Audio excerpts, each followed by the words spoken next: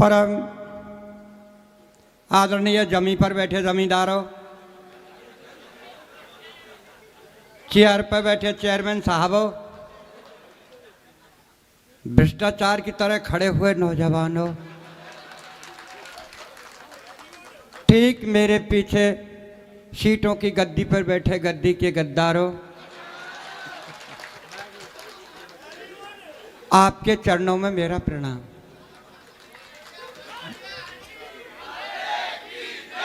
भाई साहब, मैं बहुत सीधा साधा कवि हूं। मैं बिल्कुल शांत बैठा, सार्थक जी ने मुझे उठाया। मैं भगवान से प्रार्थना कर रहा हूं, हे भगवान, जिसने मुझको उठाया उसको तू उठा। वाह वाह, क्या बात है। एक बात और कहने जा रहा हूं साहब, मैं ठीक गांव से निकला हुआ कवि हूं। मैं मात्र 8वीं पास हूं। ये जितने कवि हैं बड़े विद्वान कवि हैं। किसी पीएचडी है, कोई एसटीजी है, कोई एमए, कोई बीएड है। पढ़ लिख के ने कोई तीर तो मारने लियो कर कपताई रहे, वो 8 पास मैं कर रहा हूं। एक बात और कहने जा रहा हूं साहब, बढ़िया भाई। कि मैं 8 पास कवि हूं।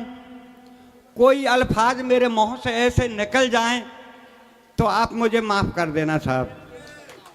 तो माफ के अलावा आप मेरा करोगे ही क्या? मैं एक बात बताऊं साहब, जब मेरी सगाई नहीं हुई, शादी नहीं हुई, कोई नहीं आया, तो मैं बाबा निर्मल जी के यहाँ चले गया। हाय हाय, क्या। मैंने कहा बाबा मेरा कहीं से संबंध नहीं हो रहा है। बाबा ने कहा बेटा तेरे जेब में क्या है? मैंने बताया बाबा फोटो है। बोल बता किसका है? उनको बताया। मैंने कहा अरे बोले ये तो अटल बिहारी वाजपेयी का है। बोले इसको पटक दे। तो मैंने कहा बाबा क्या रखूं? बोल दिग्विजय सिंह को धर ले।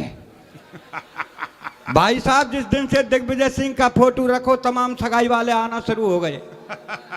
आमे चले जाएं, आमे चले जाएं साहब।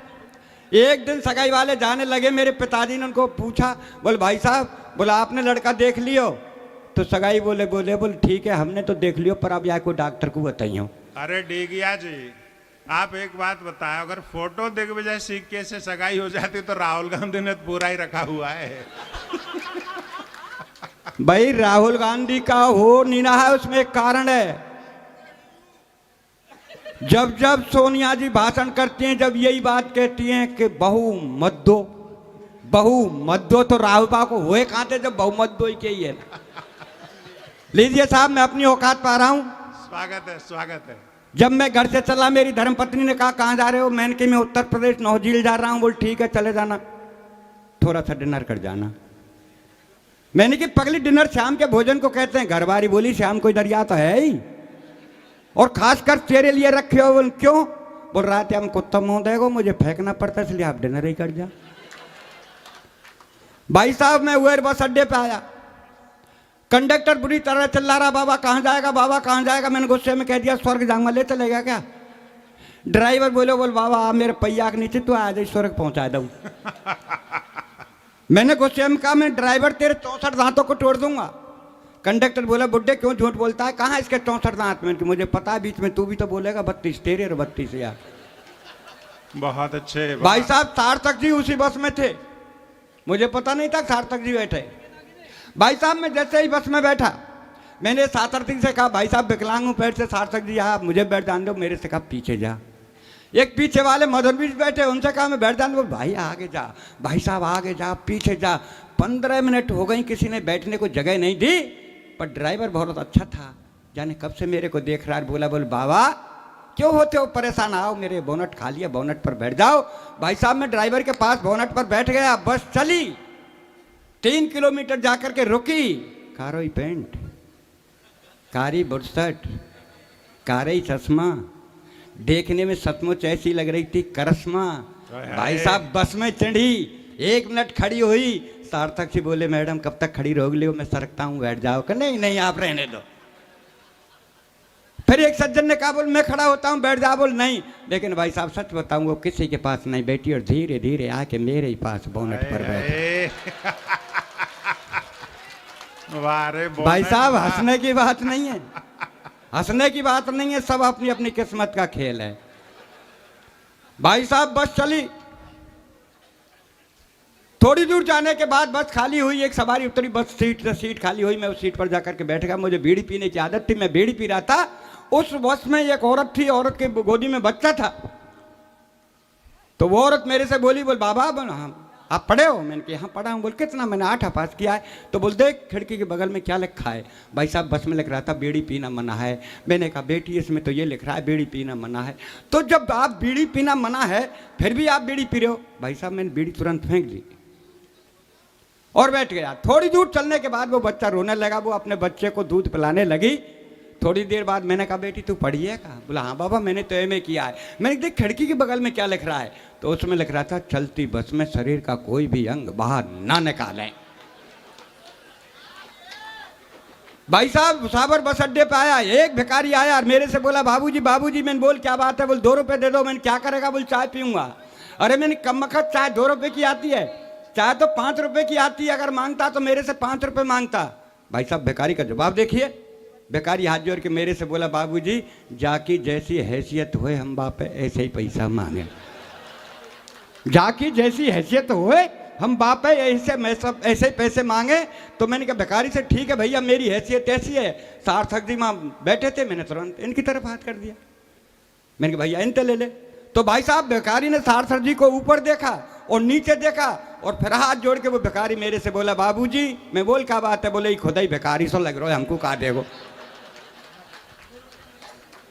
भाई साहब छोकरवारे बस अड्डे पाया, एक भिखारी और मिला, मेरे से बोला बाबूजी बाबूजी। मैंने बोल क्या बात है? बोल 10 रुपए दे दो। मैंने क्या करेगा? बोल चाय पीऊंगा।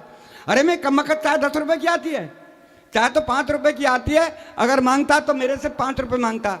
भाई साहब भिखारी का जवाब देखिए। भिखारी हाथ जोड़ के बोला बाबूजी 5 रुपए की मैं पीऊंगा, 5 रुपए की मेरी प्रेम का तो पिएगी। अरे मैंने कि तू भिखारी होकर के प्रेम का रखता है? बोल बाई के चक्कर में भिखारी बनी हो ना, मैं महलन में रह रहा हूं तेरी तरह पहले। लीजिए भाई साहब जब ठीक मैं भरतपुर में आया तो एक बच्चा दौड़ता हुआ आया और मेरे से बोला अंकल। मैंने कहा हाँ बेटा। बोल पीछे से 2 आंटी आवाज लगा रही हैं। भाई साहब पीछे मुड़ के देखा तो सचमुच 2 औरतें मेरे पीछे दौड़ी आ रही।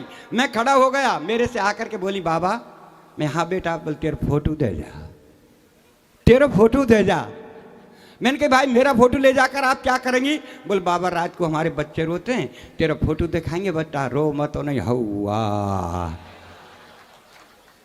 और भाई साहब जब ठीक मैं आपकी बस्ती में आया तो मुझे किसी ने नजर उठा करके नहीं देखा, पर एक डॉक्टर साहब ने जरूर देखा और बोले बोल बाबा कहाँ जा रहे हो? मैंने कहा साहब नौ झील में एक कब सम्मेलन है, मैं उसमें जा रहा हूँ। बोला आप कभी हो? मैंने कहा हाँ कभी हूँ। बोला आप क्या के कभी हो? आप तो बीमार हैं। अरे मैं डॉक्टर साहब मैं बीमार नहीं हूँ। बोले मैं डॉक्टर हूँ, मेरा विश्वास कर। आप में खून देंगे, आप खून चेक करा लो। मैं डॉक्टर साहब जब खून ही ना है तो चेक क्या कराऊंगा? बोला आप अपना ब्लड प्रेशर चेक करा लो। मैं डॉक्टर साहब जब ब्लड ही नहीं है तो प्रेशर कहाँ से होगा? और मैं डॉक्टर साहब ब्लड प्रेशर के बारे में मैं खूब जानता हूँ। जब मैं हाई स्कूल में पढ़ता था मेरा ब्लड हाई था और इंटर किया तो मध्यम रह गया। और ज्यादा नाते घरवाली घर में आई है डॉक्टर साहब, आधा नाते लो चल रहा है। अब भाई साहब अच्छा लगा तो एक बार ताली बजा जाते मुझे और भी थोड़े अच्छा। लेकिन भाई साहब मैंने जिस दिन से लो चल रहा है मैं डॉक्टर की सिरंज को तोड़ा। मैंने कहा डॉक्टर साहब आपके बजाय तो हिंदुस्तान के मच्छर अच्छे हैं, जहां वो काटते हैं तुरंत खून निकाल लेते हैं। माफ़ करना साहब मैं उत्तर प्रदेश के डॉक्टरों के बारे में कोई रचना नहीं पढ़ रहा हूँ। मैं जयपुर के उस अस्पताल की रचना पढ़ रहा हूँ कि मरीज का दाना पैर कटना था और डॉक्टर साहब ने बायां पैर काट दिया। क्या बात है, वाह वाह। मरीज का दाना पैर कटना था और डॉक्टर साहब ने बायां पैर काट दिया। 4 पंक्ति आपके चरणों में रख रहा हूं, अच्छी लगे तो आशीर्वाद मुझे देना और अगर पसंद नहीं आए तो सार्थक जी से कहना कि किसको यहां खड़ा कर दिया। कि एक मरीज की अंतिम चल रही थी घड़ी, एक मरीज की अंतिम चल रही थी घड़ी और डॉक्टरों की भीड़ घेरे खड़ी। तो डॉक्टर साहब मरीज से बोले भैया तेरी अंतिम इच्छा वो तो बता जा। मरीज बोला डॉक्टर साहब मेरी अंतिम यही इच्छा है कि मेरी जगह तू मर जा। मरीज बोला बोल डॉक्टर साहब मेरी अंतिम यही इच्छा है कि मेरी जगह तू मर जा। तो डॉक्टर साहब हो गए नाराज। मरीज बोला हजूर आप क्यों होते नाराज, मेरी विनती पे दीजिए ध्यान, आप तो इस कलयुग के साक्षात भगवान। डॉक्टर बोला कैसे? मरीज बोला ऐसे कि चौराहे पर हुई हत्या को आप आत्महत्या में लिख सकते हैं, चौराहे पर हुई हत्या को आप आत्महत्या में लिख सकते हैं और दाहिने पैर की जगह आप बाएं पैर को काट सकते हैं, तो क्या डॉक्टर साहब मेरी जगह आप नहीं मर सकते हैं? क्या मेरी जगह आप नहीं मर सकते? भाई वाह वाह वाह वाह, बढ़िया व्यंग है, वाह। देखिए साहब, मेरी धर्मपत्नी ने मेरे से कहा तेरी उम्र 60 साल की हो गई, या हाथ से लिखना बंद कर दे। तो मैंने कहा क्या लिखूं? बोले ओज लिख। अरे मैंने कहा बाबरी मुझ में बोझ ना है तो मैं ओज क्या लिखूंगा? और भाई साहब ओज में इसलिए नहीं लिख सकता कि हमारे भाई साहब बहुत वरिष्ठ कवि मनवीर जी एक ओज के बहुत अच्छे कवि हैं। एक दिन ओज की कविता पढ़ रहे थे साहब, इनकी पड़ोसन इनकी कविता सुन के इनकी धर्मपत्नी से कहा, बोले बहन जी मनवीर जी तो ओज की बहुत अच्छी कविता पढ़ते। बोल बहन मैंने कभी सुनी नहीं। बोल मेरे साथ चल, कल कब सम्मेलन है। तो मनवीर जी की धर्मपत्नी को लेकर के इनकी पड़ोसन आई, और जब मनवीर जी की कविता पढ़ने की बारी आई, क्योंकि भोज के कवि हैं साहब, भोज में बात करेंगे कि हम धरा बदल देंगे, हम गगन बदल देंगे। सिरोतान में तो खड़ी है कि घरवारी बोली वो रंदर चड्डी बुनियान बदले तो 15 दिन आएगा, तू का धरा गगन न बदलेगो। इसलिए साहब अपन वो नहीं लिख सकते। तो घरवारी ने कही बोल श्रृंगार लेके, मैंने भगवान ने रंग रूप ही ना दियो, तो बोल गीत लेके, मैंने कहा मैं गीत नहीं लिखूंगा। मेरे देश में ऐसे से गीत चले जो बंटा ढार कर दिया। भाई साहब मैं छोटा था, मेरे बाबा कहते गीत गा। भाई साहब मैं गीत गाता, काना बरसाने में आ जाइयो बोला गई राधा प्यारी, काना बरसाने में आ जाइयो बोला गई राधा प्यारी। और आज मेरे नाती से कहूं कि बेटा गीत गा, तो पता है नाती क्या गाता है? सर काले खटिया जाड़ो लगे, जाड़े में बलमा प्यारो लगे। ऐसे से गीत चले साहब। बोल तू ना मिली तो हम जोगी बन जाएंगे। मैंने कही मिल गई तो ककुआ में गिर के मर जाएगा। ये गीत ऐसा चलो, तू जहां कहीं रहेगी मैं सूंघते सूंघते आ जाऊंगा, कुत्ता आएगा। ये गीत ऐसे चलो, मैं दिल्ली से गई पूना, पूना से गई पटना, माहू नहीं मिलो सजना, यहाँ जाती 9 झील में कितने चाहिए यहाँ चले जाती। इसलिए भाई साहब अपन गीत वीत नहीं लिखते, अपन तो देखते हैं जो लिखते हैं साहब। सुबह सुबह का वक्त मस्जिद की अजान और मंदिर की झालर कितनी लगती है प्यारी। सुबह सुबह का वक्त मस्जिद की अजान और मंदिर की झालर कितनी लगती है प्यारी। और चाय का प्याला लेके मेरी चारपाई के पास खड़ी घरवारी बोली अजी सुनते हो? मैंने कहा सुन रहा हूँ, बहरा नहीं हूँ, बोल क्या कहना है कह दीजिए। बोल मैं कब की खड़ी हूँ, लो चाय पी लीजिए। मैंने कहा सुबह सुबह का वक्त है, राम रहीम का नाम लेने दीजिए, इस चाय को 10 मिनट बाद दीजिए। तो गुस्से में बोली कि 10 मिनट में तो ठंडी हो जाएगी। अरे मैंने कहा कम मत, तेरी उम्र 60 साल की है गई, तू अब तक ठंडी ना है पाई तो कहता 10 मिनट में ठंडी हो जाएगी। भाई वाह वाह। मैंने कहा कम मत, तेरी उम्र 60 साल की है गई, तू अब तक ठंडी ना है पाई तो कहता 10 मिनट में ठंडी हो जाएगी। भाई साहब इतनी कहने पर गुस्से में तेज कमरे से बाहर आके बड़े जोर से रोने लगी, भगवान से प्रार्थना करने लगी, हे भगवान मेरी एक अर्जी है, आगे आपकी मर्जी है, मेरा एक थोड़ा सा काम कर दीजिए, इस संसार से मेरे पति बाबूलाल ढीगिया को उठा लीजिए, मुझे विधवा बना दीजिए। इतनी सुनने पर अपनी गुस्से में तेज बैग उठाया कमरे से बाहर। घरबारी बोली कहाँ जा रहे हो भरतार? मैंने कहा आत्महत्या करने। बोला आत्महत्या करनी है तो जल्दी कर लीजिए, ये भी आपके हित में होगा, और 4 दिन पीछे मरा तो तेरा दाह संस्कार नहीं होगा। मैं बोला कैसे? घरबारी बोली ऐसे कि मैं देख रही हूँ पर्यावरण का सीजन, और जब खाने पकाने को नहीं तो तुझे जलाने को कहाँ से लाऊंगी, ईंधन तुझे जलाने को कहाँ से लाऊंगी। वाह वाह क्या बात है, बढ़िया वाह। मैंने कहा तू मेरे ईंधन की फिक्र मत कर, तेरा ध्यान किधर मैं समझाता हूँ, आओ उधर। ठीक मेरे मरने के बाद शमशान घाट जाना और 5 हीटर रख के घर चली आना। मरने के बाद शमशान घाट जाना और 5 हीटर रख के घर चली आना। बड़े बेटे को समझाना, बेटे जाना बटन दबाना, पापा को जला के घर चला आना। बोल ठीक है, तेरे मरने के बाद शमशान घाट जाऊंगी, 5 हीटर रख के चली आऊंगी, बेटे को समझाऊंगी, बेटा जाएगा बटन दबाएगा और तुझे जला के घर चला आएगा। पर तू जलने के बाद पता नहीं स्वर्ग या नरक जाएगा, पर इस महंगाई में जो 5-5 हीटरों का बिल आएगा उसे का तेरा बाप चुकाएगा, उसे का तेरा बाप चुकाएगा। और साहब मेरा सौभाग्य नौकरी हेतु कॉल लेटर आया, मेरा सौभाग्य नौकरी हेतु कॉल लेटर आया। मैं भूला नहीं समाया, कूद पड़ा, मित्रों को पढ़वाया, 7 तारीख को इंटरव्यू के लिए बुलाया। जिस दिन 7 तारीख आई, साइकिल उठाई, दफ्तर आए, 5 अधिकारी बैठे पाए। वहाँ के चपरासी ने आवाज़ लगाई कोई डिगिया है भाई? मैंने कहा भाई डिगिया तो मैं हूँ। बोला अंदर जाओ इंटरव्यू दे आओ। अंदर आया, अधिकारी जी को शीश नभाया। अधिकारी जी ने एक प्रश्न मेरी तरफ सरकाया कि बेटा भूगोल पढ़ी है? मैंने कहा जी पढ़ी है, खूब पढ़ी है, और 8 में तो 4 साल लगातार पढ़ी है। भूगोल पढ़ी है, खूब पढ़ी है, 8 में तो 4 साल लगातार पढ़ी है।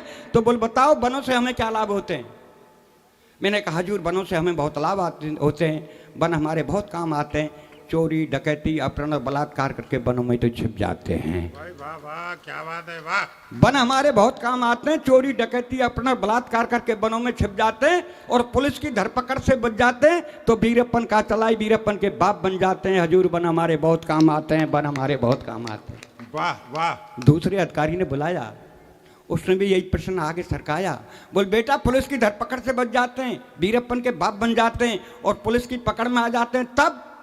मैंने कहा हजूर पिटते हैं जब, और 3 साल पीछे आत्मसमर्पण करते हैं, 4थी साल पर सीधे दिल्ली की सीट पर बैठ जाते हैं। हजूर वन हमारे बहुत काम आते हैं, वन हमारे बहुत काम आते हैं। भाई वाह, बहुत अच्छे, बढ़िया व्यंग है बाबूलाल जी। तीसरे अधिकारी ने बुलाया, उसने भी एक प्रश्न और सरकाया कि बेटा हिंदी के बारे में जानते हैं? मैंने कहा साहब हिंदुस्तान में रहते हैं, हिंदी को राष्ट्रभाषा मानते हैं, हिंदी के बारे में खूब जानते हैं। तो बोल बताओ ये गंगा कहाँ से आती है और कहाँ तक जाती है? गंगा कहाँ से आती है और कहाँ तक जाती है? मैंने कहा सर गंगा शर्मा जी के घर से आती है और वर्मा जी के घर तक जाती है। हाय हाय। गंगा शर्मा जी के घर से आती है और वर्मा जी के घर तक जाती है। शाम को मैला बदन गीले कपड़े वापस शर्मा जी के घर पहुंच जाती है। अरे बोल तू किस गंगा की बात कर रहा है? मैं उस गंगा की बात कर रहा हूँ जो हिमालय पर्वत से निकल बंगाल की खाड़ियों में गिरती है, दिन भर पापियों का पाप धोती है। मैंने कहा हाँ हजूर वो गंगा पापियों का पाप धोती होगी, पर ये गंगा जब सुबह सुबह शर्मा जी के घर से वर्मा जी के घर तक आती है तो दिन भर झूठे बर्तन और मैले कपड़े इस पेट की खातिर धोती है, वो इस पेट की खातिर धोती है। वाह।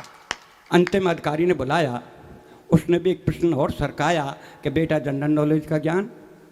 मैंने कहा साहब 100 नंबर में से 100 नंबर लाने वाला मैं ही हूँ एक जवान।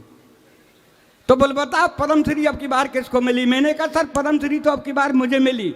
बोल पद्मश्री आपको? मैंने कहा जी हाँ। बोल कैसे? मैंने कहा ऐसे सर बैसाख में मेरी शादी हुई थी, मेरी धर्मपत्नी का नाम पद्मश्री है इसलिए मुझे मिली, पिछले साल का पता नहीं जाने किसको मिली।